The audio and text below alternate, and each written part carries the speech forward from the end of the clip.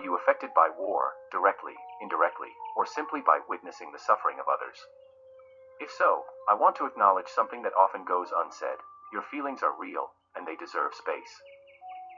War is never just a headline. It reaches into people's bodies, routines, relationships, and sense of safety.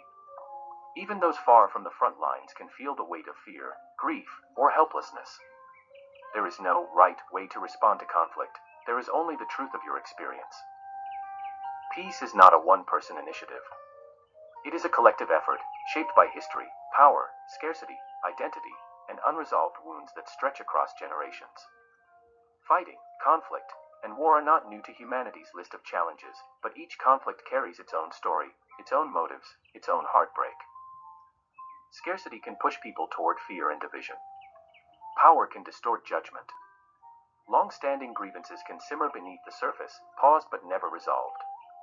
And sometimes people are pulled into conflict not because they want war, but because they see no other path to justice, safety, or survival. None of this makes the suffering easier. But understanding that conflict is complex, not inevitable, not simple, not the fault of any one ordinary person, can soften the harshness of self-blame or confusion. If you are affected by war in any way, I hope you can hold on to this. Your emotions are valid. Your exhaustion is understandable. Your longing for peace is shared by millions. You are not alone in wanting a world where people can live without fear, where dignity is not negotiable, and where conflict does not define the future. If you can, plant a tree. A lemon tree, a fig tree, or any fruit-bearing tree that feels right in your hands. Trees are quiet teachers. They stand still through seasons of uncertainty, upholding the simple physics of life. They absorb, they transform, they reach. They pull water from the earth and aim for the sky, guided by sunlight they cannot see but somehow trust. In times of war, conflict, or heavy news, planting a tree can feel small, almost insignificant. But it is one of the oldest human gestures of hope.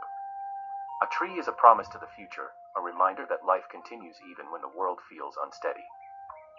You don't have to be unaffected by conflict to plant something. You don't have to be calm, or certain, or whole. You only need a moment of willingness, a moment where your hands choose creation over destruction, growth over despair. And if you cannot plant a tree, you can still hold the idea of one. Imagine its roots finding their way through soil. Imagine its branches learning the language of light. Imagine its fruit feeding someone you will never meet. Peace is not a one-person initiative, but every act of care, even a small one, is a thread in the larger fabric of healing. Wherever you are, whatever you're carrying, may you feel the steadiness of something growing, slowly and quietly, alongside you. You.